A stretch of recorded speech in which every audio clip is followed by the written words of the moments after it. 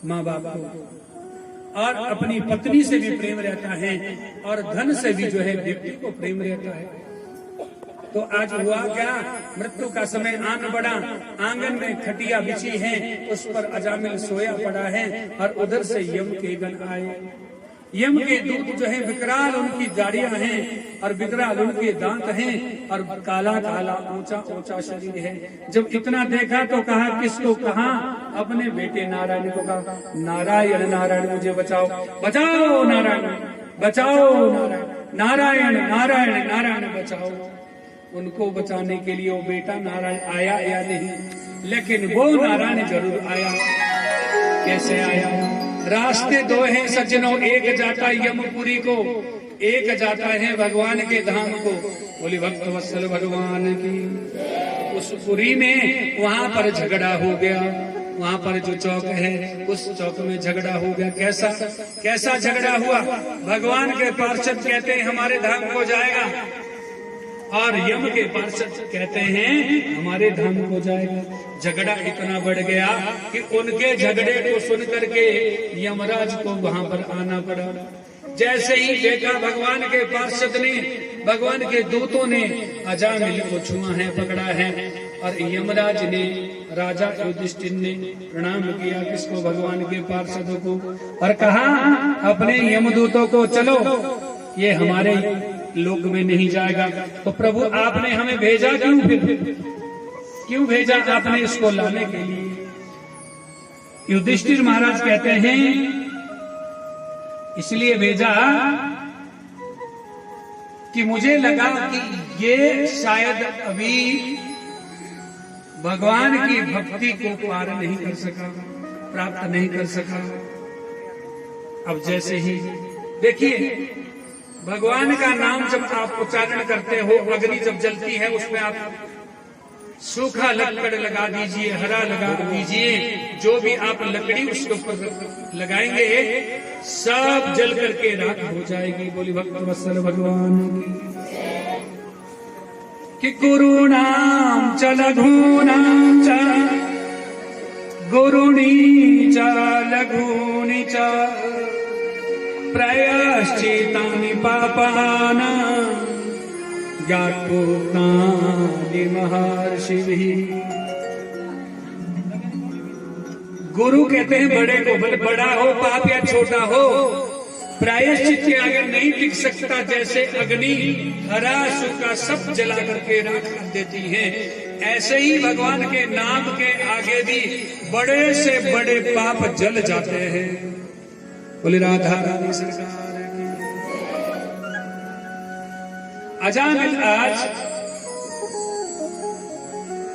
अजामिल आज जो है गदगद होकर के जा रहा है। अब तो अपने दूतों से जो है क्या कहते हैं? कौन? यमराज जी कहते हैं कि हम 12 लोग जो है कौन भगवान का सुमिरन करते हैं।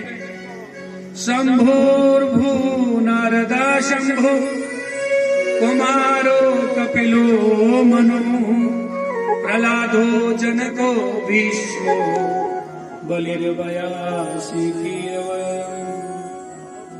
12 लोग हम भजन करते हैं। यमराज ने कहा, बोले एक बार भी यदि जिह्वा से कोई भगवान नाम का गुणानुवाद करता है, भगवान का कीर्तन करता है सच्चे मन से, तो मानस में क्या लिखते हैं कि जीव यदि जब मेरे सन्मुख एक पल के लिए भी आ जाए तो मैं उसे अपना लेता हूं, अपना बना लेता हूं। लेकिन विडंबना क्या है कि हम उसको सच्चे मन से पुकारते ही नहीं। हम तो बनावटी दिखावटी से जो है भगवान को भजते पूजते हैं। अजामिल आज तर गया और भगवान के धाम को जो है पहुंच करके भगवान का गुणानुवाद कर रहा है। यमदूतों ने पूछा, प्रभु इतना तो बता दो, इसको भगवान का धाम क्यों मिला? ये तो बड़ा पापी था, चोरी करने वाला था, व्यभिचारी करने वाला था। अब जैसे ही इतना कहा तो युधिष्ठिर जी क्या कह रहे हैं?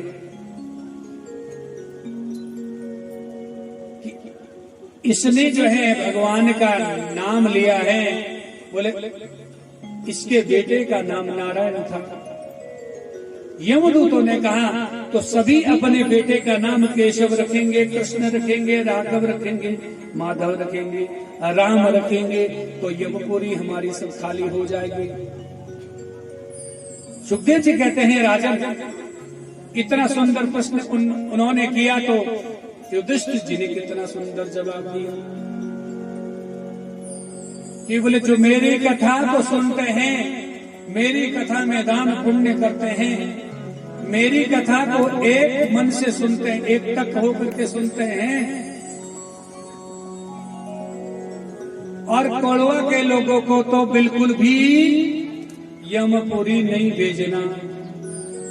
बोले नहीं नहीं कौड़वा के ही नहीं, बोले फिर, बोले पूरे बहुत हो गए, ऐसे ही उठे भगवान बताओ। कहने का भाव क्या है, जो हरि की कथा को सुनते हैं, हरि की कथा में शामिल होते हैं, उनके लिए यमपुरी का रास्ता नहीं है, उनके लिए भगवान का श्रीधाम हो जाता है।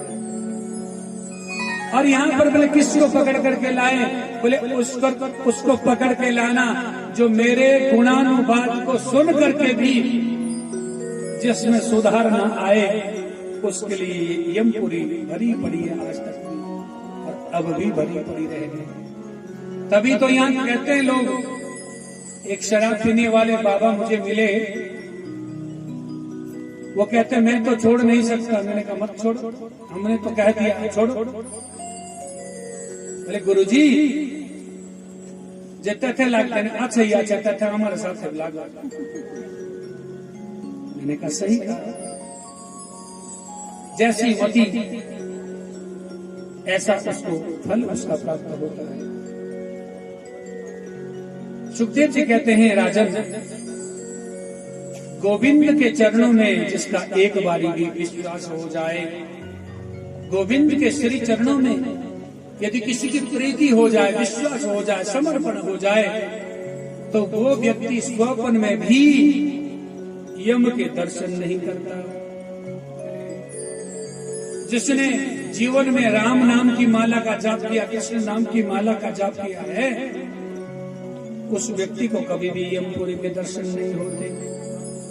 कि राम एकता पसतिये तारी, नाम कोटि खलु कुमति सुधारी। कि काहू कहाँ लगी नाम बढ़ाई, राम न सके राम गुण गाई। राम सिया राम जय जय राम, राम सिया राम जय जय राम। भगवान राम जी के गुणानुवाद को करना कठिन है। सुबह सुबह राधे राधे बोला करो, राम राम बोला करो। राम राम यदि बोलते हो तो 108 बारी का फल मिलता। दो बारी बोलने से कितने का फल मिलेगा? 108 बार का। बोले कैसे मिलेगा? र कितने नंबर पर आता है? 27। उसमें आ की मात्रा 2 जोड़ दो, आ 2 नंबर का है। 27 2 29। माँ कितने नंबर पर आता है? बोलो 25। 25 और 29 कितना हुआ? 54। 54 दूना कितना हुआ? 108। प्रेम से बोलो। 2 बारी ही बोलने से 108 बारी कल्याण हो। सुबह सुबह बोलते नहीं राम राम जी बोलते हैं तो 108 बारी आपने राम राम जप लिया। इसलिए जो भी भगवान का नाम उच्चारण जरूर कीजिए। तत्पश्चात महाराज वृत्रासुर ने युद्ध भूमि में भी भगवान का स्तवन किया। युद्ध भूमि में कोई श्लोक बोलता है? बोलो। एक वृत्रासुर ने इंद्र को कितना लगा था उसके गले को काटने के लिए? 1 वर्ष। 1 वर्ष में पूरा उसका गला काटा गया।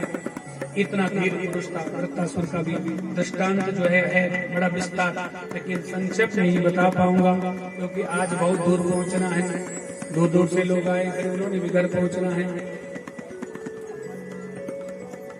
परीक्षित ने पूछा गुरुदेव कि समाप्रिया सुहृदय ब्राह्मणं भूतानां भगवन् स्वयं इंद्रियार्थे कथं दद्य नवधीत विषमो यथा। कहा नरक का वर्णन आपने किया, जिज्ञासा वंश एक प्रश्न पूछना चाहता हूं। परमात्मा की सृष्टि एक प्रकार की बनाई हुई है, दैत्य भी उनके बनाए हुए और देवता भी उनके बनाए हुए,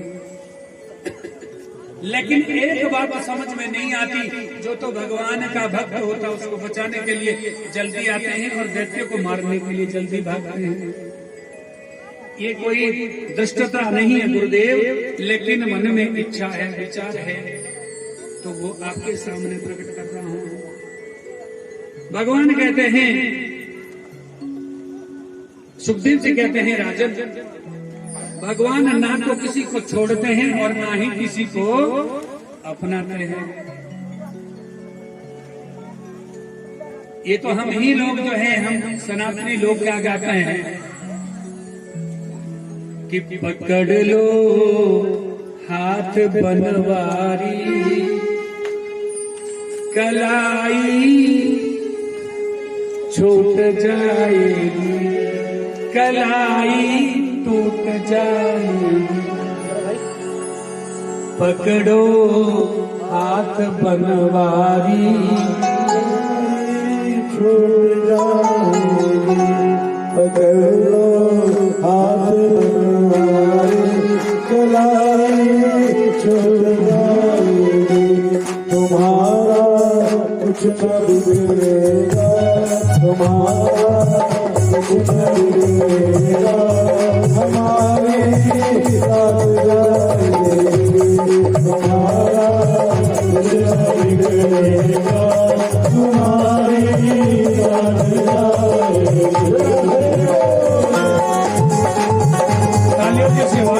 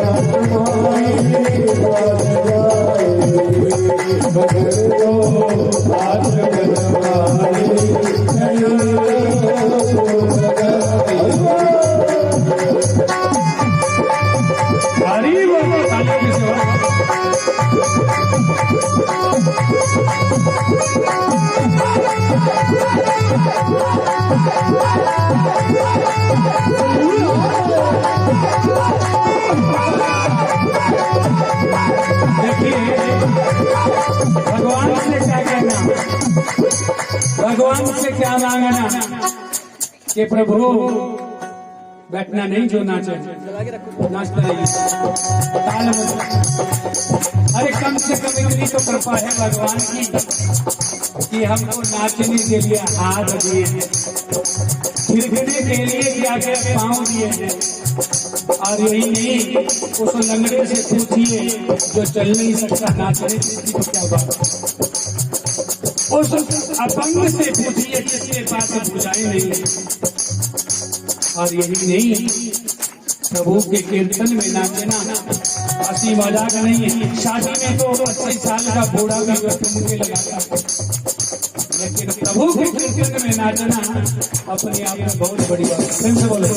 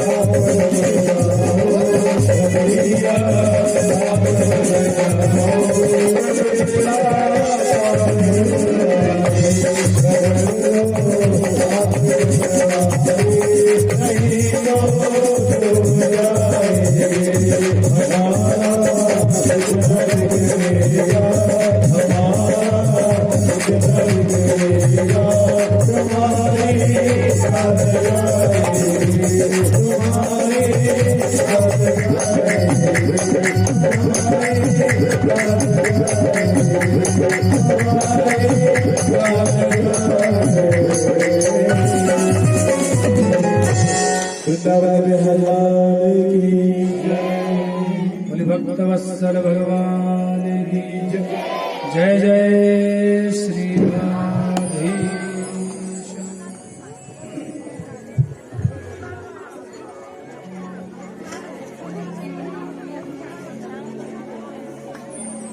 प्रायश्चित कैसा है, किसी भी तरीके से कोई कर ले।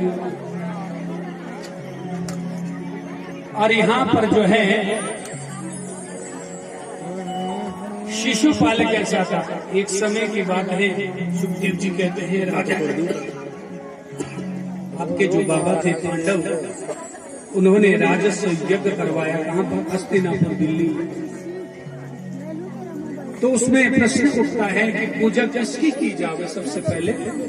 सभी ने कहा कृष्ण की पूजा होनी चाहिए, लेकिन शिशुपाल क्या कहता है, ये तो गवाला है, इसकी पूजा से क्या हमको फल मिलेगा। और शिशुपाल ने मन में ठान ली, 99 गालियां सुबह देता था, तब नाश्ता करता था। कितनी गाली देता था भगवान को? 99। तब उसको नाश्ता पानी हजम होता था। लेकिन भगवान क्या कहते हैं कि कामाद द्वेषाद भयाद स्नेहा यथा भक्तिरेश्वर मनः आवेशं तदतं हित्वा बहवस्त गतिं गतः। कामाद्वेष, कोई कामना से भगवान को भजता है तो भी भगवान को वही ऐसा ही दिखता है। बोले क्रोध से कोई भजे, नाम तो केवल भगवान का ले रहा है। क्रोध से भी भज रहा है तो भी तो भगवान का ही तो नाम है। कुछ लोग डर से हरे राम राम हरे भगवान बचाओ बचाओ भगवान। भैया स्नेहा संपन्न आदमी है चाहे गरीब है, अपने कुटिया में बैठा है और भजन क्या गा रहा है, भगवान का भजन गा रहा है, स्नेह से मन से गा रहा है। और कोई आवेश में, जैसे रावण था ना, रावण क्या कहता, वो राम कहे तो राम राम, आवेश में गुस्से में आकर बोले किसी भी तरीके से भगवान को कोई भजता है, गाली दे करके, द्वेष करके, स्नेह करके, उपासना करके, समाधि में बैठ करके, किसी प्रकार से, लेकिन नाम तो गोविंद का ही है, नाम तो भगवान का ही है। वाल्मीकि ने क्या जपा था बोलो? किसी संत ने कहा राम राम का भजन करो, लेकिन उल्टा क्या जपा? मरा मरा मरा मरा मरा मरा मरा। क्या बोला जा रहा है? राम राम। जब ही तो कहते हैं कि उल्टा नाम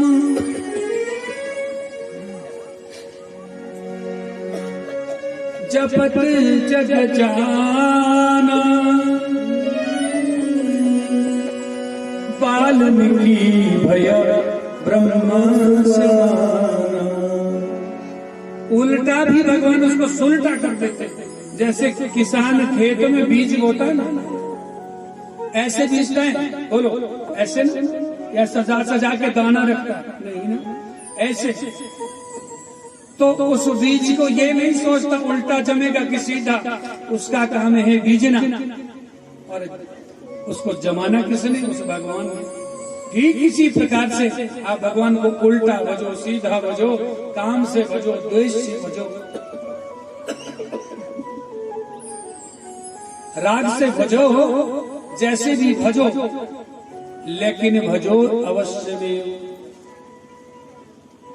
और उसको क्या कौन सी गति दी मेरे भगवान ने? सायुज्य गति।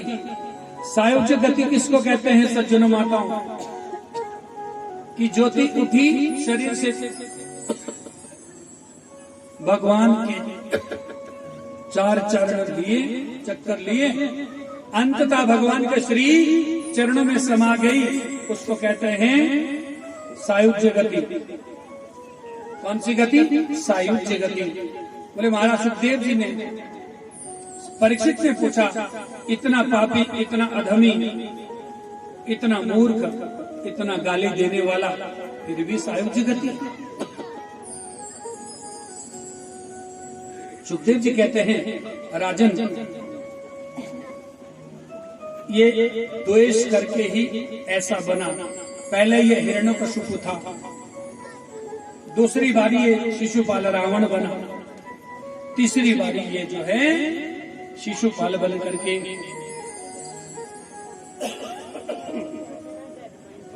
इसकी जो क्या भगवान से जो द्वेष है, लड़ाई है, आज की नहीं है, 3 जन्मों की पूर्व की है। सुखदेव जी कहते हैं राजन, हिरण्यकशिपु का छोटा भाई का हिरण्याक्ष, जो आपको मैंने दूसरे दिन की कथा में सुनाया था, उसका वध किसने किया? नारायण ने, 12 भगवान ने। तो जिसका भाई मर जावे, उसके भाई को तो बदला लेने की रहती है। हिरण्यकशिपु ने आज सोचा, मैं तो तप करूंगा। तप कैसे करूंगा? जो नारायण का अंत करे, ऐसा बेटा प्राप्त करूंगा।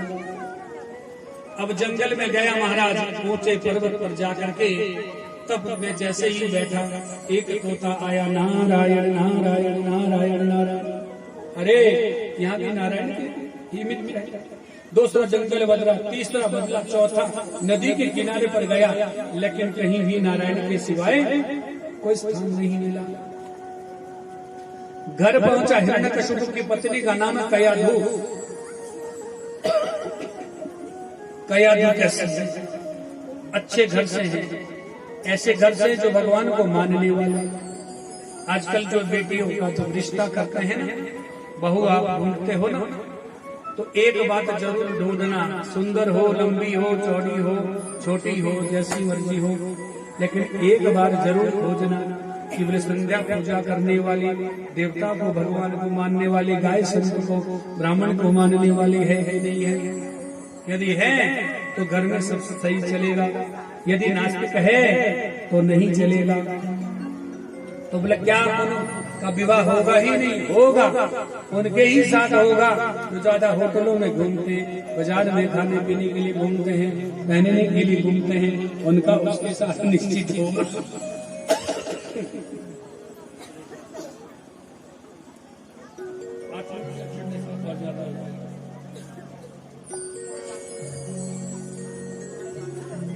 क्या होना चाहिए?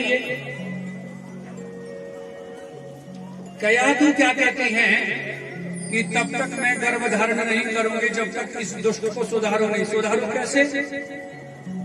वापस आया